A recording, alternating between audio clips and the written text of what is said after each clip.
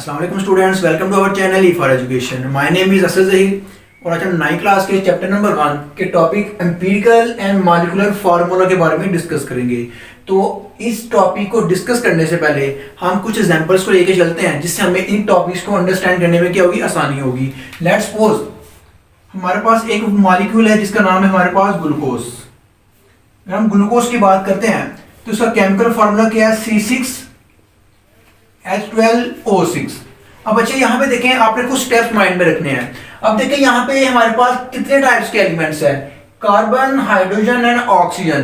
तो सबसे पहले आपको पता होना चाहिए कि आप एलिमेंट को कैसे आइडेंटिफाई कर सकते हैं। तो इसके लिए हम देखें ना, तो अगर आप देखें आपके पास कोई भी कैपिटल लेटर है तो कैपिटल लेटर जितने भी होते हैं वो सारे एक एलिमेंट को डिस्क्राइब कर रहे होते हैं। अगर आपके पास एक कैपिटल लेटर के बाद एक स्मॉल लेटर होता है, इसका मीन ये है कि जो स्मॉल लेटर है ये पीछे वाले कैपिटल लेटर का क्या है, पार्ट है। जस्ट सपोज आप लोग देखते हैं NaCl, अब इसमें देखिए कैपिटल लेटर कितने हैं, एक N और एक C। अब N के बाद क्या है, स्मॉल लेटर है ना, तो ये स्मॉल लेटर पीछे वाले कैपिटल लेटर का क्या होगा, पार्ट होगा और ये मिलकर क्या बना देगा, Na। यहाँ पे इस L क्या स्मॉल लेटर है, तो ये पीछे वाले का क्या होगा, पार्ट होगा। तो यहाँ पे इसका मतलब क्या होगा, Cl। मींस कि जितने कैपिटल लेटर होंगे वो डिफरेंट एलिमेंट को डिस्क्राइब करेंगे, एटम को डिस्क्राइब करेंगे। कैपिटल के बाद जो स्मॉल लेटर होगा वो पीछे वाले कैपिटल लेटर का पार्ट होगा, फिर ये दोनों लेटर्स मिलके एक एलिमेंट बनाएंगे। मींस कुछ एलिमेंट ऐसे होंगे, एटम ऐसे होंगे जिनका सिर्फ एक लेटर होगा और कुछ के 2 लेटर्स होंगे। अब हम सबसे पहले यहाँ पे आइडेंटिफाई करेंगे हमारे पास एटम्स कितनी टाइप्स के हैं। एक हमारे पास कार्बन एटम है, एक हाइड्रोजन और एक ऑक्सीजन, क्योंकि तीनों क्या है, कैपिटल है। तो आप क्या लिखेंगे, सबसे पहले कार्बन, हाइड्रोजन एंड ऑक्सीजन। आप इन दोनों के तीनों लेटर्स के दरमियान में क्या यूज करेंगे, रेशियो यूज करेंगे। रेशियो क्यों, क्योंकि हम इनको सिंप्लीफाई कर रहे हैं। अब देखिए यहाँ पे कार्बन के नंबर कितने हैं, 6। आप कार्बन के नीचे 6 लगा देंगे। रेशियो हाइड्रोजन कितने हैं, 12। रेशियो ऑक्सीजन कितने हैं, 6। ये आपने क्या कर दिया, इसको 2 स्टेप में डिवाइड कर दिया। अब आप देखेंगे कि इन तीनों की आपके पास ये रेशियो आ चुकी है। अब देखेंगे तीनों रेशियो जो है किसी एक टेबल में आती हैं। अब अगर हम देखें ये तीनों रेशियो जो है 2 के टेबल में भी आती हैं, तीनों रेशियो जो है 3 के टेबल में भी आती हैं और तीनों रेशियो जो है वो 6 के टेबल में भी आती है। तो हम लोग क्या करेंगे, जो बिगेस्ट टेबल होगा उससे क्या कर देंगे, सबको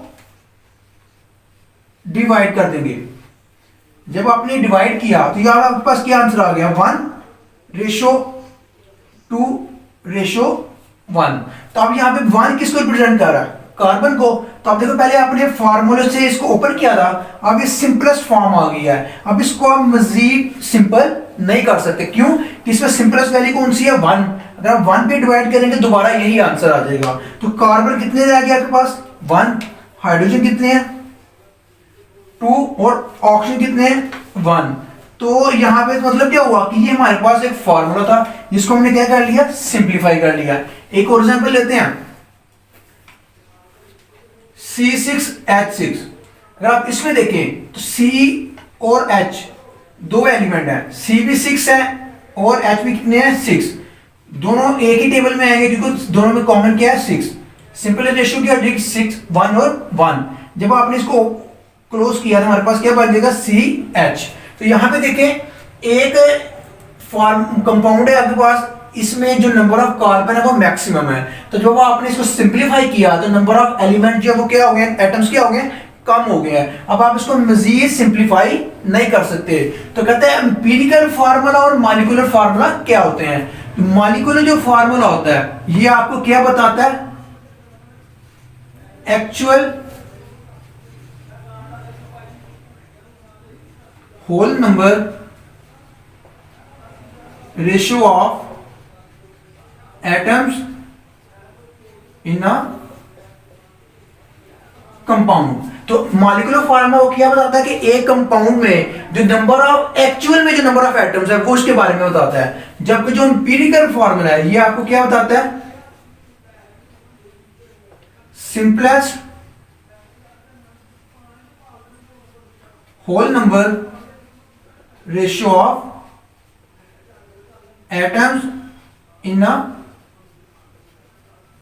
कंपाउंड मींस कि मॉलिक्यूलर फार्मूला एक्चुअल नंबर बताता है, जबकि एम्पिरिकल फार्मूला क्या बताता है, सिंपलेस्ट। तो अब इन दोनों फार्मूलेस में देखें, ये आपके पास थी मॉलिक्यूलर फार्मूला जो एग्जिस्ट करते थे, ये ग्लूकोज था, ये आपके पास क्या था, बेंजीन था। तो बेंजीन और ग्लूकोज में देखिए, ग्लूकोज का फार्मूला ये था जिसमें हमारे पास नंबर ऑफ कार्बन जितने ग्लूकोज में होते हैं वो रिप्रेजेंट है। जब आपने इस फार्मूले को सिंप्लीफाई किया, सिंप्लीफाई करने के बाद जो आपके पास फार्मूला बनेगा, अब इसमें देखें एक्चुअल नंबर ऑफ एटम तो ये थे, लेकिन अब ये क्या हो चुके हैं, सिंप्लीफाई हो चुके हैं। तो इसलिए हम लोग क्या बोलेंगे, एम्पिरिकल फार्मूला, और इसलिए हम लोग क्या बोलेंगे, मॉलिक्यूलर फार्मूला।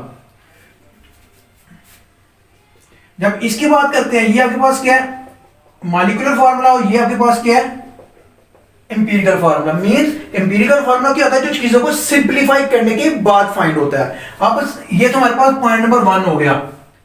पॉइंट नंबर 2 क्या है, जो एम्पिरिकल फार्मूला आपके पास होता है, empirical formula is use for both molecular and ionic compound. Empirical formula के हम लोग मॉलिक्यूलर कंपाउंड के लिए भी यूज कर सकते हैं और आयनिक कंपाउंड के लिए भी यूज कर सकते हैं। जबकि जो मॉलिक्यूलर फार्मूला है इसको जस्ट यूज कर सकते हैं, it is just use for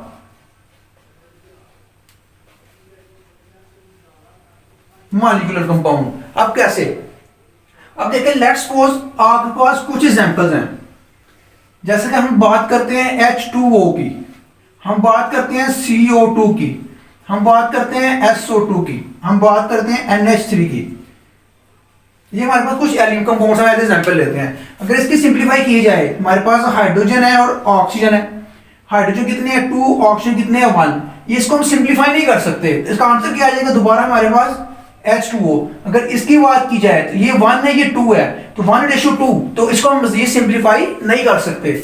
इसकी बात की जाए 1:2, ये भी 1:2 हो जाएगा, ये भी 1:2, ये 1:3। मींस के कुछ फार्मूलाज ऐसे हैं जिसको हम मजीद सिंप्लीफाई नहीं कर सकते। फिर इस केस में क्या होता है, ये जो फार्मूला आपके पास अवेलेबल होता है, ये मॉलिक्यूलर फार्मूला भी होता है और एम्पिरिकल फार्मूला भी होता है। मींस कि कुछ मॉलिक्यूलर फार्मूलाज वो हैं जिनको आप सिंप्लीफाई कर सकते हैं। सिंप्लीफाई करने से पहले वो क्या होते हैं, मॉलिक्यूलर, सिंप्लीफाई करने के बाद क्या बन जाते हैं, एम्पिरिकल फार्मूला। लेकिन कुछ मॉलिक्यूल्स ऐसे होते हैं जिनको आप सिंप्लीफाई नहीं कर सकते। तो इस केस में क्या होता है, वो मॉलिक्यूल्स जो होते हैं वो मॉलिक्यूलर भी होते हैं, मॉलिक्यूलर फार्मूला भी कहलाते हैं और एम्पिरिकल फार्मूला भी, क्योंकि इनको हम सिंप्लीफाई नहीं कर सकते, तो ये दोनों ही मॉलिक्यूल्स कहलाएंगे। सो बच्चों, एम्पिरिकल एंड मॉलिक्यूलर फार्मूला को हमने डिस्कस किया। अब इसके कुछ एग्जांपल्स लेके चलते हैं, क्योंकि ये एग्जांपल्स आपको स्टेटमेंट फॉर्म में भी आ सकती हैं, जिससे आपने फार्मूला खुद ओरिजिनेट करना होता है। देखिए क्या लिखा हुआ, कहता है aspirin is used as a mild pain killer. जिसे हम डिस्प्रिन खाते हैं ना, तो डिस्प्रिन में जो हमारे पास केमिकल होता है वो क्या होता है, एस्पिरिन, जो पेन किलर के तौर पर यूज होता है। कहता है देयर आर 9 कार्बन एटम्स। इसमें कितने नंबर ऑफ कार्बन होते हैं, 9 कार्बन एटम। तो आप लिखेंगे C9, 8 hydrogen atom H8 and 4 oxygen atom. In this compound, write its empirical and molecular formula. तो देखिए हमने लिख लिया कि हमारे पास कार्बन कितने थे, कार्बन एटम कितने थे, 9, 8 हाइड्रोजन एटम थे एंड 4 क्या थे, ऑक्सीजन एटम। हमने यहाँ पे लिख दिए। अब इसको देख के मेरी आइडिया हो जाएगा क्या ये सिंप्लीफाई हो सकता है कि नहीं। देखें 4, 8 और 9, देखिए 4 और 8 तो एक ही टेबल में आ सकते हैं, लेकिन 9 जो वो एक ही टेबल में नहीं आएगा, क्योंकि जब भी किसी क्वेश्चन को आपने सिंप्लीफाई करना है तो तमाम वैल्यूज जो है वो एक ही टेबल में आनी चाहिए। ये नहीं होना चाहिए कि ये दोनों एक ही टेबल में आते हैं, आप इसको सॉल्व कर दें और इसको छोड़ दें। नहीं, तीनों वैल्यूज एक ही टेबल में आनी चाहिए। अब देखिए यहाँ पे ये भी इवन है, ये भी इवन है, ये क्या है, ऑड। तो जब 2 इवन और एक ऑड वैल्यू होगी तो ये कभी भी सिंप्लीफाई नहीं हो सकती। इसका मीन्स क्या हुआ, ये क्या होगा, it is molecular formula and also empirical formula. क्यों, because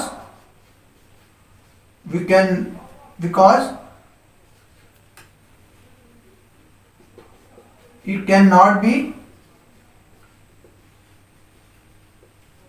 simplified further. क्योंकि हम इसको मजीद सिंप्लीफाई नहीं कर सकते। क्योंकि दो इवन वैल्यू एक है ऑड वैल्यू, जब दो इवन और एक ऑड वैल्यू हो जाए या एक इवन दो ऑड वैल्यू हो जाए तो कभी भी चीज सिंप्लीफाई नहीं हो सकती। अब इस क्वेश्चन पे आते हैं, कहता है कैफीन जिसका फॉर्मूला ये is found in T and coffee. हम जो भी टी पीते हैं और कैफीन कॉफी वगैरह पीते हैं इससे हमारे पास फॉर्मूला एक कंपाउंड होता है कैफीन, ठीक है, उसका फॉर्मूला क्या है हमारे पास ये वाला है। कहता है आपने इसका एम्पिरिकल फॉर्मूला फाइंड करना है। अब देखिए हम इसको CaH10N4O2, अब पहले आपने इसके फॉर्मूले को देखना है क्या ये सिंप्लीफाई हो सकता है कि नहीं। अब इसमें देखें यहाँ पे 2, 4, 10 और 8 ये सारी वैल्यूज क्या है इवन वैल्यूज हैं, क्योंकि हमें पता है इवन वैल्यूज एक ही टेबल में आती हैं। जबकि इसके केस में दो इवन थी और एक क्या थी ऑड, तो जब इवन और ऑड मिक्स हो जाए तो उसको मजीद सिंप्लीफाई नहीं कर सकते। ये इसकी क्या है एक शॉर्ट ट्रिक है। अब इसको आपने सिंप्लीफाई करना है, सबसे पहले हम एलिमेंट्स को लिखेंगे carbon, hydrogen, nitrogen and oxygen.